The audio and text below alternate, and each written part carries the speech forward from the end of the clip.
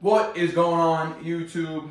Back in the kitchen with the Prez. Today I'm going to be preparing my, as of late, go-to pre-workout meal. Now, I've spoke about this many times in the past, and I've gone on and off of these type of diets, right? Where many times you guys have seen me using like oatmeal, cream of rice in the past.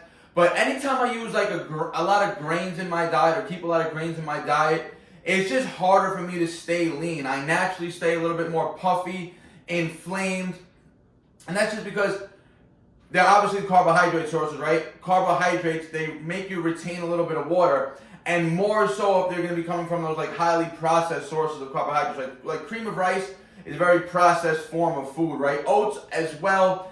You can make oats a little bit better by soaking them a little bit easier to digest and everything, but again, it's still a grain, and it's still, for me, it causes a little bit of just overall, if I take them for too often, they just cause a little bit of distress, right? So I'm going back to my like OG roots here, like grain-free diet, grain-free style of eating. So what I've been doing lately for a pre-workout meal, it's pretty interesting, guys, and honestly, it's really damn good. And if you know from the past, I've spoken about this many times also, an ideal pre-workout meal, if you're somebody who does not have a lot of body fat on them, if you're relatively lean and you're looking to get a productive workout in where you're going to be doing a sufficient amount of, reps and sets, you're going to want some carbohydrates in your, diet or in your system prior to training, right? So typically back in the day, I used to use a lot, like I said, cream of rice. You see me do smoothies in the past and everything. But it's winter time here, it's brick, you don't want to drink a smoothie on, a day when it's 15 degrees out. I'm actually going to be training outside today. I'm going to be hitting some legs. You'll see that video also. So what I've been doing lately, guys, I've just made this up on my own, right? So what you're going to need, I already have it prepared, I'm just going to show you. You're going to need a sweet potato. So lately what I've been doing, I've been buying a ton of sweet potatoes and like yams and things like that. And then I like to skin them, it just makes it easier, right? At first when I was doing this, I wasn't skinning the potato beforehand. I was just baking them in aluminum foil, and I was just taking the skin off as they were hot. But it was just like, my hands were burning, I would have to fight through the skin and everything. So now, skin the potato. I want you to preheat your oven. You can use it in a toaster oven also. You can even use a microwave if that's what you're using to cook your sweet potato. But I use an oven.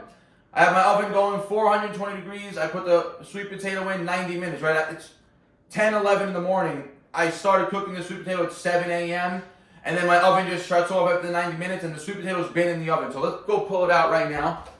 And it's still warm, still hot, like literally really hot, guys. Like I said, it's been done for probably a good 90 minutes, but when you keep it in the oven, even when the oven turns off, it stays warm in there, right? And you can probably see the steam popping out of this right now. All right, so what we're gonna do is gonna dump all that sweet potato right into my dish.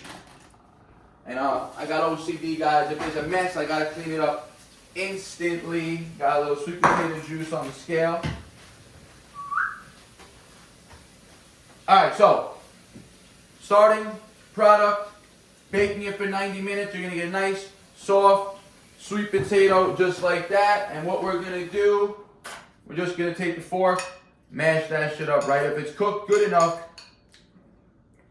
it should mash really easily, just like that, guys. You can see still steaming, everything. Right now, we're gonna get into what I do to the sweet potato. Like I said, you want to if you're gonna be having a carb-based meal, you do not want to have a lot of fats in it, right? Because that's just gonna slow down the digestion of the carbohydrates, and it's gonna make your body a little more bloated. And again, it's gonna cause or promote a little bit more fat storage if you're eating a surplus. Because again, when there's an abundance of carbohydrates and fats in one meal, your body's saying to itself, "Why am I getting two big energy sources right now? Why am I getting abundance of energy right now?" So it's going to want to use the carbohydrates right away and store the fat, right? So you want to keep the fats relatively low. But again, if you're somebody who's overweight and has to lose weight, still keep the carbs absent in the morning. You can skip this whole pre-workout meal. You can work out fasted. You can work out off of a couple eggs and some Canadian bacon or whatever you like to do in the morning. So next, main step here, guys. I got my chocolate collagen protein, grass-fed, always, guys, pasture-raised.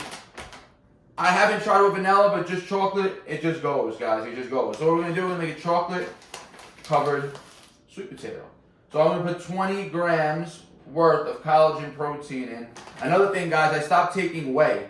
I haven't taken whey protein in about 2 weeks now. Just, again, I'm trying to eliminate most sources of dairy, right? I'm still doing a little bit of raw dairy here and there. and I'll actually show you the protein that I've been using. Hold up. So the new protein I've been using post-workout, I went to grass-fed beef isolate protein. Beef protein, you might think that's disgusting. Whey protein is coming from the same type of animal, right? It's coming from a cow. Whey is coming from a cow. Beef is coming from a cow. Whey is just a byproduct of cheese, so there's more dairy in it. Beef protein is the byproduct of literally like steaks and everything. So, beef protein, 100% grass-fed. I use in this company, Equip. No artificial sweeteners. The ingredients are 4 ounces of the ingredients, grass-fed beef protein, cocoa powder or cacao powder, and stevia. That's it. And each serving, you get 4 ounces of grass-fed beef, yada, yada, yada. So, we put the collagen chocolate protein in. Again, we're going to blend or mix all that up. You might think it's crazy, you might think it's going to be nasty, but I'm telling you guys, this shit is actual fire. And I was honestly thinking about starting to make these into pancakes. So this is a perfect pancake batter right now, right? I could even crack an egg in there, and it would make the perfect batter. I could probably bake this in the oven also. And make like little chocolate sweet potato bites. You're going to see Prez's Kitchen coming soon, guys. So, chocolate, collagen protein, mixed in with the mashed sweet potato, lit. Okay, guys, so now I like to top it because I do like to have a little bit of crunch in it, right? This is just straight mush. I love eating mush, but I like to eat mush with a little bit of substance in it, right? So what I was doing, and then I just caught myself this morning, and I'm going to put a big shame on Whole Foods because I'm actually pretty pissed off. So typically, I love this brand, Purely Elizabeth. They have the grain-free granola. They have great granola, right? Grain-free, gluten-free. So this is what I've been going to. I went back to this, right? But what I tried to do, try to keep it even cleaner, right? I said, let's just go get a nice monounsaturated, healthy fat from a nice cashew right here, guys. So I bought this bag of organic cashews. The front says made with sea salt. I don't think to look at the ingredients of this bag, although I do know that a lot of nuts can contain a lot of misleading things, right? But I don't think that I see organic cashews roasted and salted, so I'm like, there should be nothing else in this bag, right? So I come home, I get the nuts, and I crush them up right away, right? I like them small. I don't like to have big fucking nuts in here. Just put a little bit for a sprinkle drizzle, right? But I turn it around, and what do I see as the ingredients? I don't know if you guys are going to see this, but we got first ingredient, organic cashews. Second ingredient, organic expeller pressed canola oil. Third ingredient, sea salt. I don't give a shit if it's organic or what. Canola oil is canola oil. That's a fucking industrial product. That shit used to be made for engine lubricant, right? You don't want that shit in your body. There is absolutely no reason for Whole Foods or any company to put an oil in a bag of nuts. It does not preserve it better, so I really don't even know the point of it, right? The salt is the preservative, right? So you put the raw nuts, and then the sea salt, that keeps the nuts fresh and everything. So honestly, adding these expeller pressed canola oil is just a stupid ingredient that I'm only convinced that they're doing it to fuck up your health, right? So I can't understand why they would do this. Literally right into the trash, guys. Done with that shit. So what I'll do now, I'll top it. A serving of this is 30 grams, which 30 grams gives you 13 grams of fat, which again, I'm not going to have that much fat in a pre-workout meal. So we'll I probably won't even do half. I'm probably just going to do, let's see. We're going to do half. So 15 grams of the Purely Elizabeth gluten-free, grain-free granola, and the ingredients in this: pumpkin seeds, sunflower seeds, cashews, but they don't have them. Hopefully they're just raw cashews, organic coconut sugar, almonds, organic coconut flakes, almond butter, organic coconut oil, organic chia seeds, organic cinnamon, sea salt, vanilla extract. No oils, no added oils. I know the seeds in general are not the best for digestion, but again, they're better, they can be better than you on your digestion than grains, right? Especially if you have a grain intolerance or a gluten intolerance.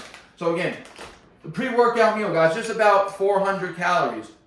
We got, this is a 9-ounce sweet potato, 20 grams of the collagen protein, 15 grams of the gluten-free, grain-free granola, guys.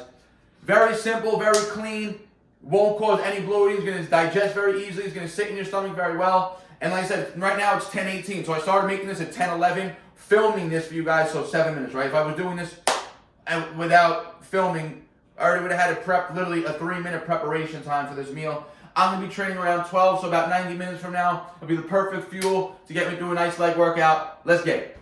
No sad story, I ain't here for a symphony, no sympathy. When I was on the bench, you wouldn't sit with me. Now I'm on the court and I'm balling, my time's coming.